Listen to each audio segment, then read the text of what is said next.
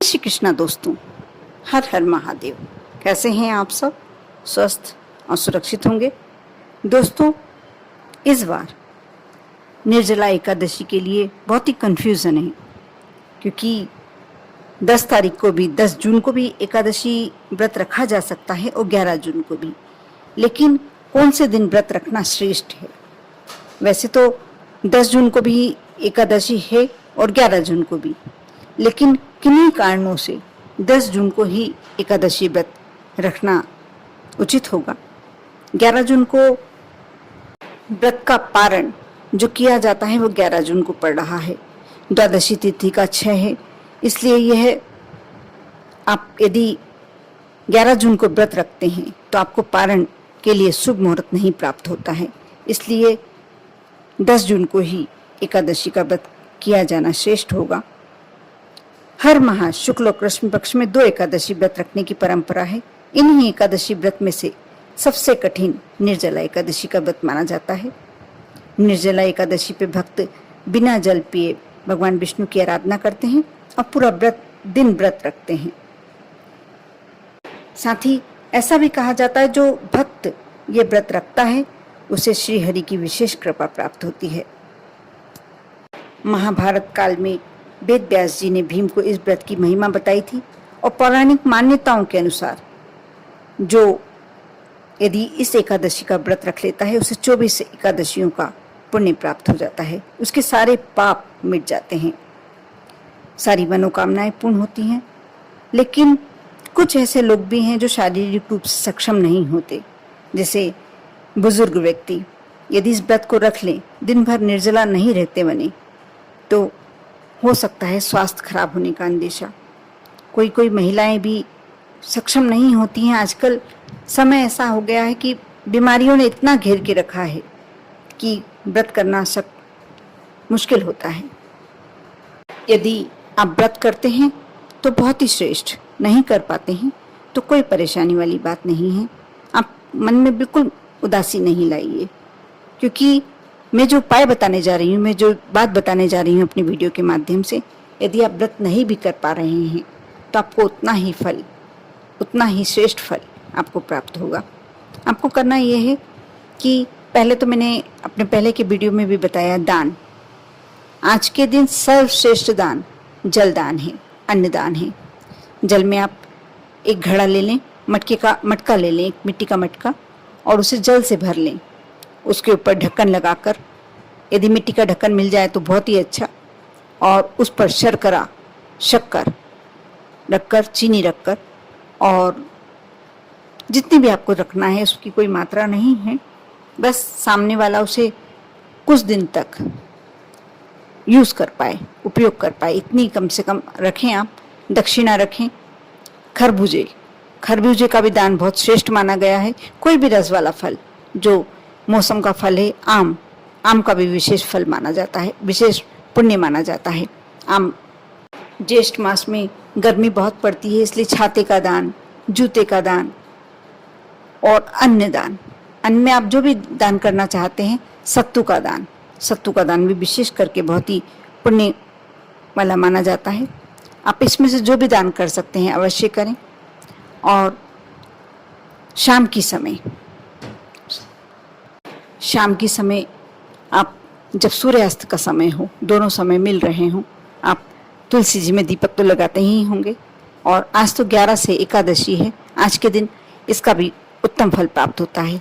अब जो मैं उपाय बताने जा रही हूँ इसी से संबंधित है। आप तुलसी जी में जब दीपक लगाएं, वहाँ आसन लगाकर और 10 मिनट तक इस मंत्र का जाप करें। वैसे तो आप जरूरी नहीं है कि मंत्र का ही जाप करें, आप अपने मन की बातें भी उस समय तुलसी जी के समक्ष यदि भगवान विष्णु को बोलना चाहते हैं तो अवश्य बोल सकते हैं। ओम नमो नारायण, ओम लक्ष्मी नारायण, इस मंत्र का जाप आप यदि 10 मिनट तक लगातार बिल्कुल ध्यान मग्न होकर, आपको बीच में बिल्कुल कुछ भी नहीं सोचना है, उस समय आप इतने शांत चित्त रहकर कि बिल्कुल आपका कनेक्शन भगवान से हो जाए। आप उस समय अपने आप को बिल्कुल ये मानकर चलिए कि आप बिल्कुल लीन हो चुके हैं, और 10 मिनट तक आपका दीपक, जब तक आप जाप करते हैं, आप 10 मिनट करते हैं, 20 मिनट करते हैं, 25 मिनट करते हैं, जब भी जितनी देर भी आप कर सकते हैं आपका दीपक प्रज्वलित रहना चाहिए। और तुलसी जी के समक्ष आप जो भी मंत्र करना चाहते हैं, जरूरी नहीं है कि आप माला लेके बैठें। यदि माला लेके बैठना चाहते हैं तो आप तुलसी की माला लेके बैठ सकते हैं, तुलसी की माला से कर सकते हैं।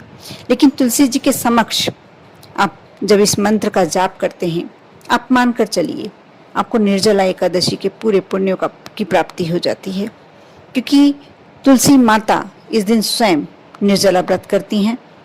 और आप शारीरिक रूप से सक्षम नहीं हैं व्रत करने के लिए, तो आप तुलसी माता के समक्ष जब आप इस मंत्र का जाप करते हैं तो तुलसी माता अत्यंत प्रसन्न होती है। भगवान श्री हरि विष्णु अत्यंत प्रसन्न होते हैं और आपकी झोली में जो भी आपकी मनोकामना, जो भी आपकी इच्छाएं हैं को डाल देते हैं। इसके साथ ही यदि आपके यहाँ केली का पौधा है या यदि मंदिर जा रहे हैं और केली का पौधा है तो उसमें भी दीपक लगाकर आप कुछ देर बैठकर भगवान का जाप करें, भगवान विष्णु का जाप करें, श्री हरि का जाप करें। जो सा मंत्र आपको पसंद है, जरूरी नहीं है कि कोई विशेष मंत्र ही करना है। माँ लक्ष्मी का आह्वान करें, माँ लक्ष्मी को अपने यहाँ आमंत्रित होने की विनती करें, भगवान श्री हरि विष्णु को अपने यहाँ आमंत्रित होने के लिए विनती करें और दीपक प्रज्वलित करें। आप पीपल के वृक्ष में भी आप दीपक लगाएं। यदि आप ये कार्य कर लेते हैं तो आपको निर्जला एकादशी का पुण्य वैसे ही प्राप्त हो जाता है। जरूरी नहीं है कि आपको व्रत ही करना होगा। मैंने कई लोगों को देखा है, कई लोग मुझे कमेंट्स करके भी बोलते हैं कि हम व्रत करने में सक्षम नहीं हैं, हम व्रत नहीं कर पाते हैं, हमसे भूखे नहीं रहते बनता है, हमसे निर्जला नहीं रहते बनता है, तो हम क्या करें।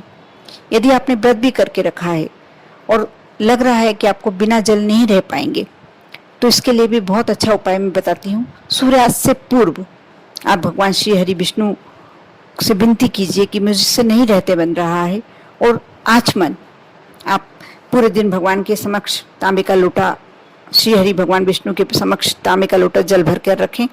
और शाम के समय जब आपको लग रहा है, यदि आप रह सकते हैं तो अवश्य रहिए, लेकिन नहीं रह पा रहे हैं तो भगवान विष्णु का नाम लेते हुए, उनके मंत्रों का जाप करते हुए, जैसे ओम नमो नारायण, आपने एक अपनी हाथ की अंजलि में उस कलश का जल लिया और आचमन कर लिया, फिर दूसरी बार बोला, फिर आचमन कर लिया। आप अपने आप को तृप्त कर सकते हैं और बैठ के ये कार्य करना है, खड़े होकर आपको ये कार्य नहीं करना है।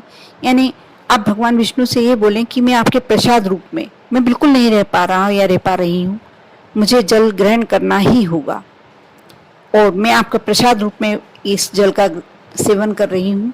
भगवान मेरे व्रत को वैसा की वैसा रखना, मेरे व्रत को खंडित नहीं होने देना। आप देखना भगवान विष्णु आपकी अवश्य इच्छा पूरी करेंगे और आपका व्रत का खंडन नहीं होगा, खंडित नहीं होगा। आप कर देखें। बहुत ही जरूरी हो तभी आप जल का सेवन करें, अन्यथा आप यदि व्रत कर रहे हो तो जल का सेवन नहीं करें। जैसे आप दूध का सेवन कर सकते हैं, आप दिन भर ऐसा कोई फल एक समय बना ले जब बैठकर आप जो रस भरा फल होता है आप भगवान को अर्पित करें और प्रसाद रूप में उसे ग्रहण कर सकते हैं। लेकिन जल का सेवन मना होता है एकादशी, निर्जला एकादशी के दिन। लेकिन आप नहीं रह पा रहे हैं तो अवश्य इस व्रत के दिन सूर्यास्त से पूर्व आप विनती कर और भगवान का प्रसाद मानकर इस जल को ग्रहण कर सकते हैं। कर देखें। आप लोगों को निर्जला एकादशी की बहुत बहुत शुभकामनाएं। आपका व्रत खंडित ना हो, पूर्ण फल आपको प्राप्त हो, आपकी मनोकामनाएं पूर्ण हो। इसी शुभकामनाओं के साथ ओम नमः शिवाय।